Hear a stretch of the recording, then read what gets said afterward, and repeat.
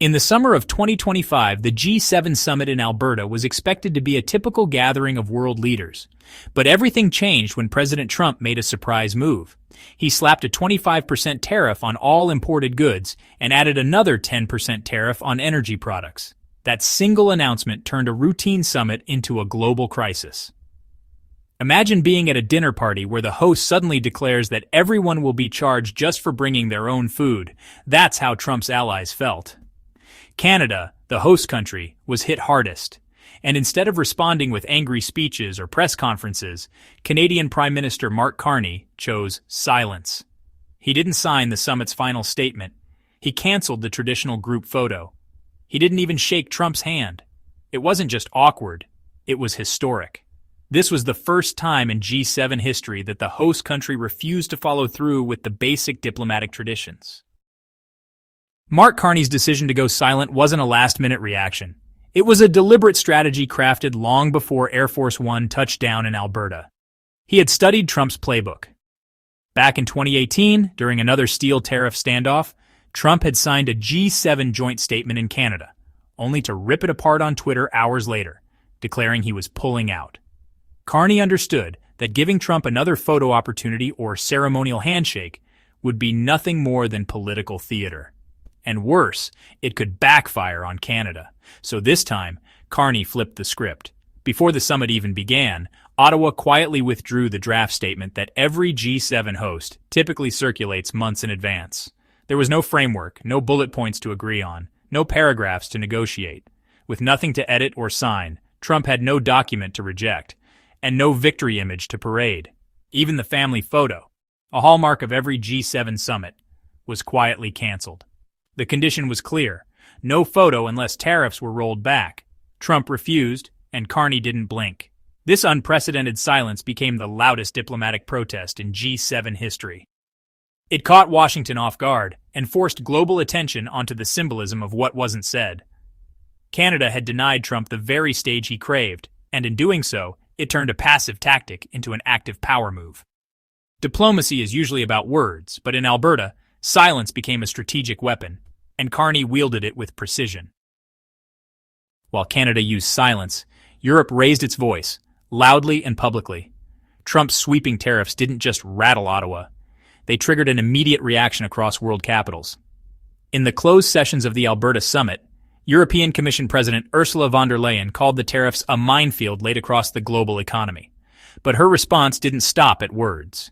She unveiled a $150 billion Ukraine Solidarity Fund, a new supply pool for rare earth elements, and green industry subsidies, all designed to reduce EU dependency on U.S. markets.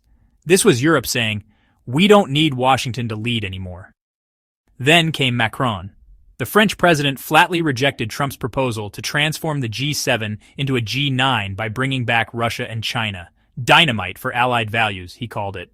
German Chancellor Friedrich Merz backed him up. "I cannot give a seat to a Moscow that continues to bomb Ukraine." For the first time, the U.S. and its European allies weren't just disagreeing, they were splitting direction.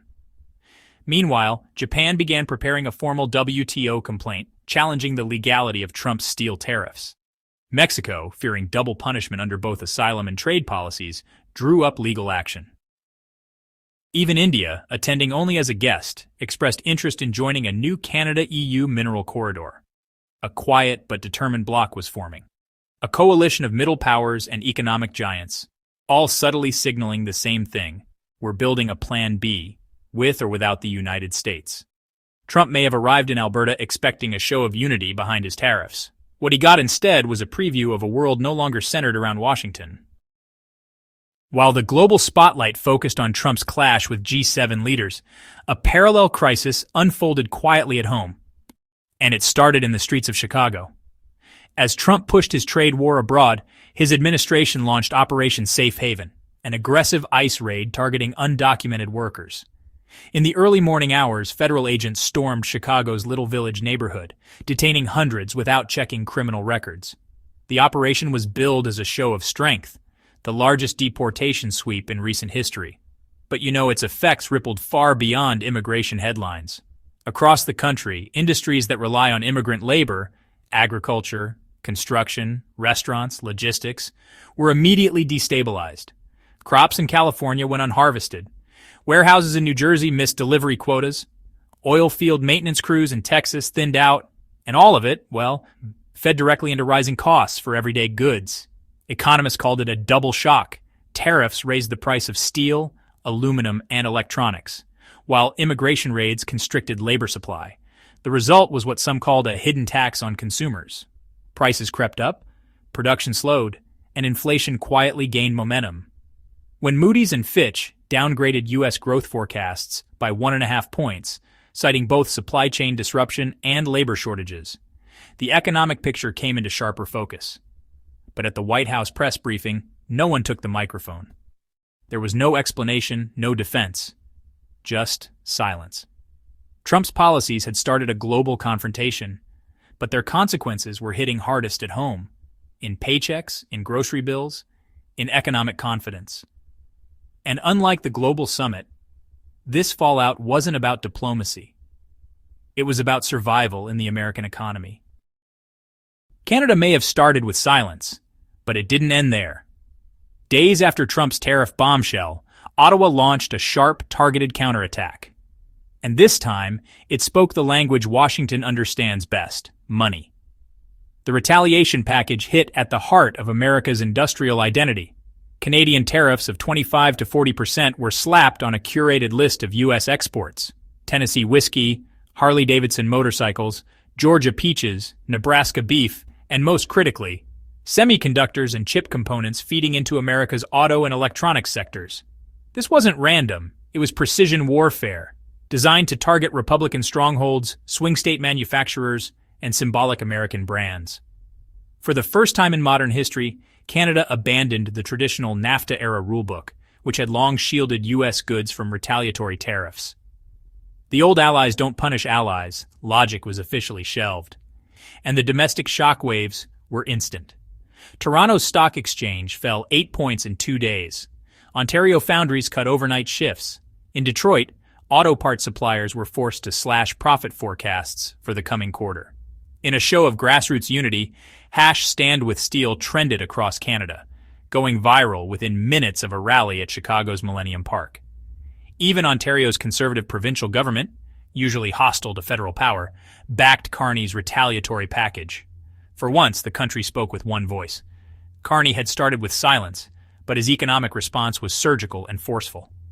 Trump may have fired the first shot, but Canada had learned to strike back with strategy, not spectacle. While Trump doubled down on tariffs, the rest of the world began quietly building around him. The European Union, no longer waiting for U.S. leadership, moved swiftly. Ursula von der Leyen took the Alberta stage and pushed her prepared notes aside. Instead, she unveiled what many called a counter-manifesto to Trump's economic nationalism. The plan included a $150 billion Ukraine macro-financial package, a $50 billion boost to the European Chips Act, and a plan to directly procure rare earth elements from the Congo and Gabon. The message from Brussels was clear. Europe was done playing defense.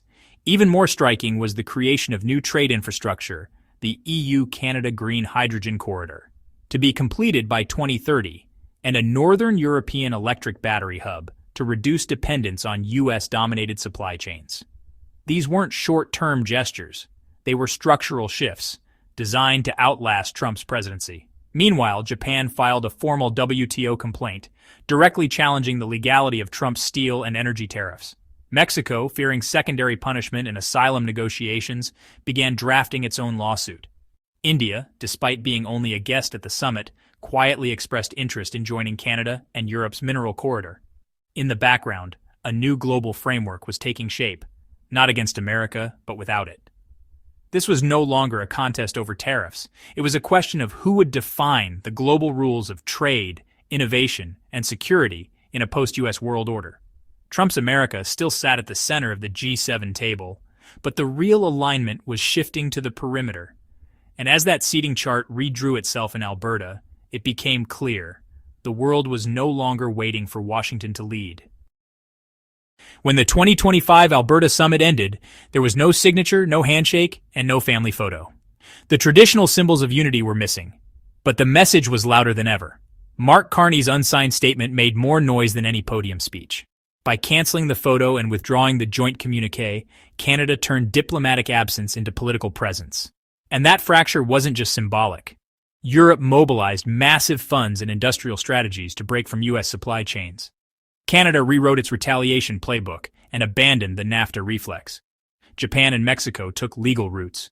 India circled alternative corridors. At the same time, Trump's tariffs and immigration raids ignited inflation at home, disrupted labor markets, and triggered corporate anxiety. Moody's and Fitch both downgraded U.S. growth expectations. Consumers paid the price. The G7 didn't collapse, but it mutated. It now resembled a multipolar orchestra, with Canada, Europe, and Asia writing their own scores, while Trump's America played louder but increasingly out of sync. So now the question hangs in the air: will the U.S. continue to build a wall of tariffs and isolation? Or will it return to the table with real solutions, before the table is permanently rearranged without it? The Alberta summit may go down in history as the moment the world stopped waiting, a moment where quiet diplomacy outplayed loud threats, and where silence wrote the first chapter of a new global order. And until Washington decides its next move, the world will keep building, with or without it.